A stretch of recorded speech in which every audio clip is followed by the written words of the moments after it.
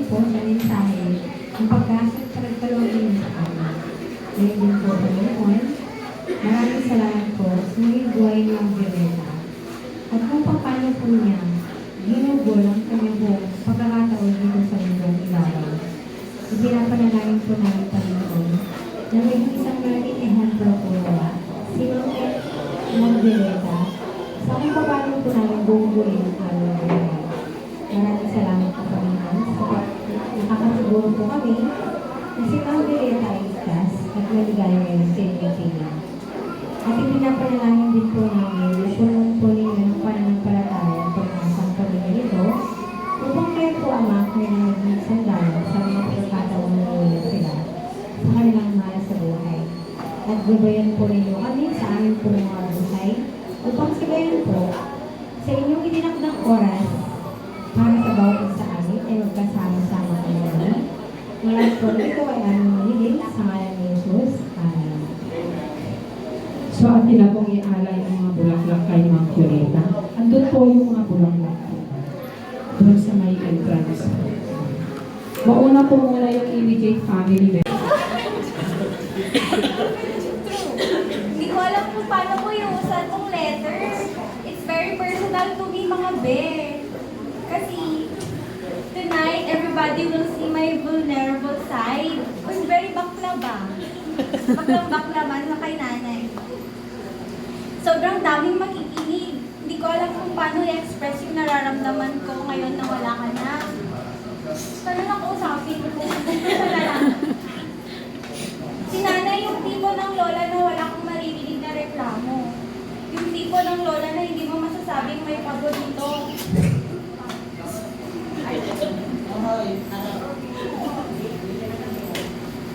Wait. Kasi lahat ng apo niya naranasan naman yung love niya. Kahit hindi niya sabihin, alam namin, ramdam namin kung gano'n niya kami ka-love. Kunyari kapag malungkot kami, sa kanya kami tumatakbo. Kapag may kasalanan kami, sa kanya kami tumalapit.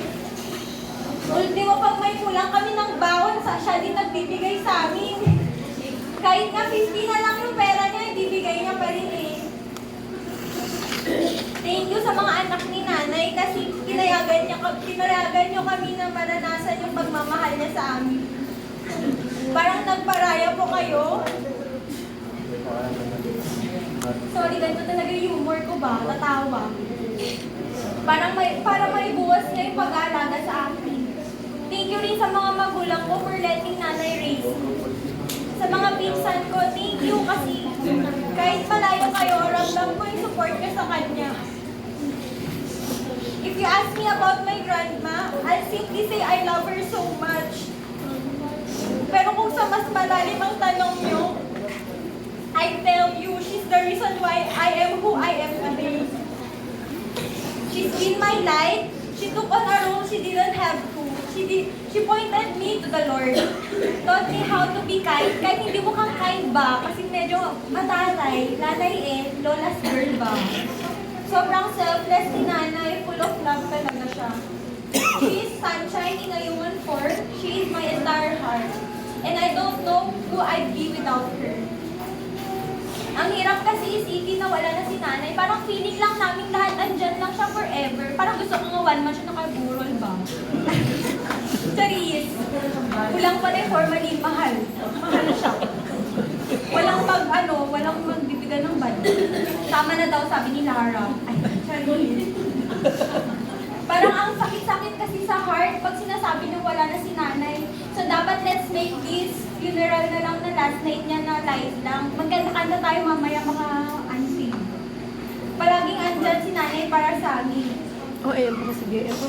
To be honest, in denial ako kasi nawala na siya. Hindi ako umiyak sa harap ng madami. Pero now, di ba, kita nyo na, very artista yung iyak. Nakashades pa.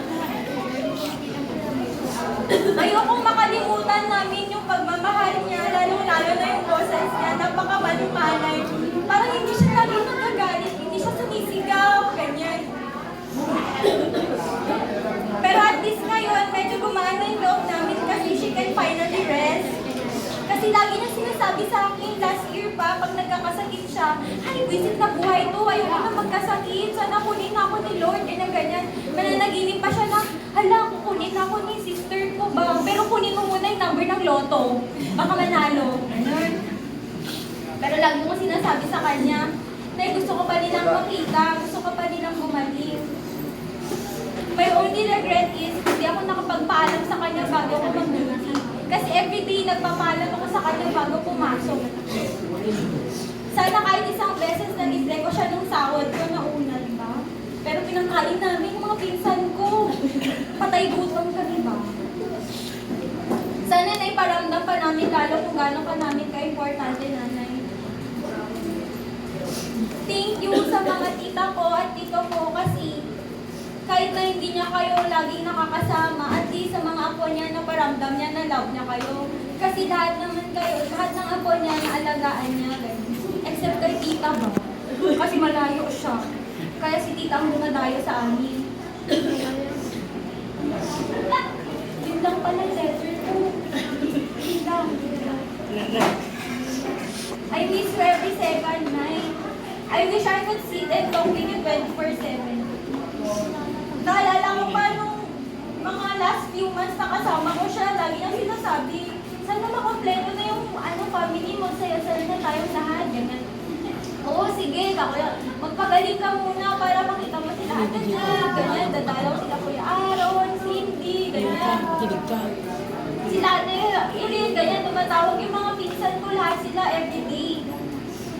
Tapos meron pa ganito, tuwing 2 a.m., nagugulat si mama, may nagkakalong ng doon sa kusina. Yun pala nagpapaluto si nanay sa akin. Tapos sabi niya, Rhea, lahat ng foods gusto ko matry. Sabi ko, sige, sabihin ko kay Papa pag umaga. Di lahat ng pagkain, bibili niya. French fries, lutuin ko, kamote, ganyan. Tapos sabi pala, doktor, bawal pala yun. So may kasalanan pala ako, nagkasakit ba siya? Pero yun nga, parang naramdaman ko na-anticipate ko na parang magpapaalam na si nanay kasi lagi siya nagbibigit sa akin yung mga ganito, ganyan. Damit ko dapat violet, kilay ko brown, lipstick ko maroon, gano'n. Nagultuin kita, pag di mo ginawa yan, pati dinamay ko mga pinsan ko para gawin nila yun. Tapos ngayon, parang sinabi ko sa mga pinsan ko at sa mga tito ko na parang mamapaalam na si nanay, so dapat aware tayo sa situation niya. So dapat bisitahin na natin siya para wala tayong regrets pag nawala na siya. At least talagaan yun at nakita na si nanay. At least ngayon, hindi na siya nahihirapan. Yun lang naman, sobrang bait ni nanay. Wala akong masabi sa kanya kasi 21 years niya akong inalagaan. Kahit na dati, pag aalis siya, kinukuha ko pa yung damit niya, aalis na siya no, yung ina-empake niya, nilalabas ko din, o di nasirapan siya, ganun. Ayoko kasi na parang wala si nanay sa tabi ko kasi parang siya na yung second mother ko. Yun nga yung sabi ng mama ko, siya kasi yung nagpalaki sa akin, kasi laging wala yung parents ko, and thankful naman ako dun kasi yun nga. Ang haba na ng story ako ba, parang gusto ko next month pa to, pero yun, to summarize everything, sobrang bait ni nanay. Wala akong masabi. At least, finally, nakarest na siya. Hindi na siya nahihirapan. At saka, yun nga, at least hindi siya nahihirapan ng sobrang sakit dun sa nararamdam niya. Malaki kasi yung liver niya, kaya dun siya nagkasakit. Tapos, ito lang, to be honest, nagmakaawa siya sa akin sa hospital na umuwi na siya, i-refuse niya lahat ng treatment kasi gusto niya daw niya matulog dito sa Benguet. Gusto niya daw niyang matulog. So, kami ni Tita Berry, nag-decide kami na i-respect yung wishes niya. Tapos, gusto niya makita na lang lahat kami na maging okay.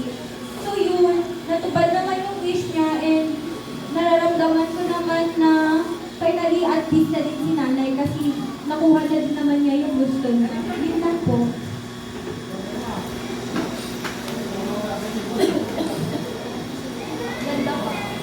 Ako po yung unang inalagaan ni nanay nung bata. So, parang inalagaan niya ako hanggang 6 years old. So, at saka may mga memories din po ako kay nanay. So, actually, wala akong masabi. And also, proof yung ibang tao wala tayong negative about na masasabi about kay nanay. I'm sure na lahat mag-agree sa akin. And memories ko kay nanay since doon ako nag-aral sa Isabela nung bata pa ako. So medyo hindi ko na siya masyadong maalala. Ang naalala ko lang talaga is siya yung naghahatid sa akin.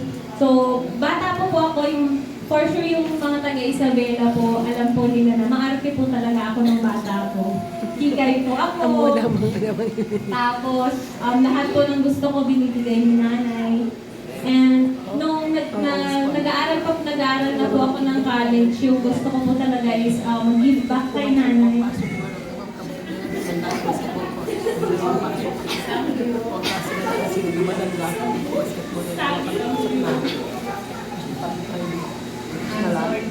Very emotional ako kasi hindi ko siya nagawa.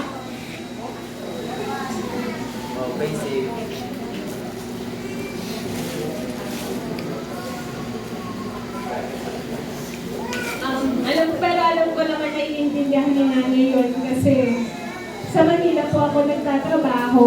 So kung ano po yung kaya lang, pag nagbabakasyon po ako, sinisituate ko po na makabisita kay nanay and then makapagbigay din po ng mga gusto niya. Actually, gusto niya po ng, ano yan, tongkay? Yung maliliit. Cat-cat. Yung cat-cat po pala tawag doon. So every time na bibisita po ako, yun po yung palagi kong dala sa kanya. Cat-cat, apple. Kasi yun po yung gusto niya po talaga. Gusto ko lang sabihin kay nanay, hindi ko man natupad yung gusto ko na mag-give back sa kanya. Kasi nagkatrabaho na ako, alam ko na yung intindihan mo po. And unconditional naman po kasi yung love ni nanay. So hindi ka niya i-question kahit ano man yung ibigay mo sa kanya. Ay, share ko lang pala. Naalala ko. Random thoughts lang po. Nung college kasi, paras kasi kami ni nanay maarte. So, binibilhan ko po siya ng Eskinol. Yung Eskinol na white palagi. Pag naubusan siya, sinasabi niya, ay, awan Eskinol kun. Kasi minsan pag naubusan ako, humihingi po ako sa kanya. Tapos bibigay niya kahit konting-konti na lang. Tapos kailangan, pag may Eskinol po siya, dapat may pants din po siyang pink. So, yun po yung binibigay. Yung may takip dapat kasi ayaw niya yung nag-expel. So yun po, nakaalala ko lang, gusto ko lang po i-share.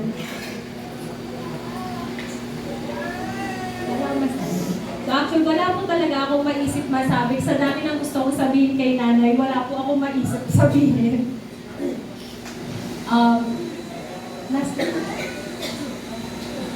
Ako na po yung huling magsasalita. So in behalf of my cousins, gusto lang po namin sabihin kay nanay, nasabi na din po ni Rhea sa kanyang mama din. Nay, maraming salamat sa unconditional love. And actually, ikaw po talaga, si nanay po talaga yung parang glue ng family namin. So, may kanya-kanya po kaming buhay, pero meron po yung time na kung gusto ni nanay na may outing or gusto niya na makita po kami lahat. As much as possible, gusto po namin na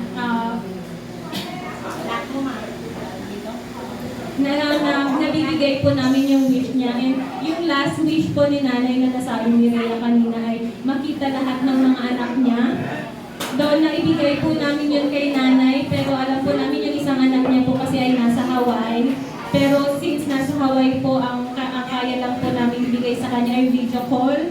So, naibigay po namin yun kay nanay. Alam namin yun lang naman po yung hinihintay ni nanay para makapag-rest na po siya. So, naibigay po namin yun and alam namin masaya siya na pumanaw. So, yun lang po. Nay, thank you so much and mahal na mahal po namin, hindi ka po namin makakalimutan. Yun lang po. Thank you po.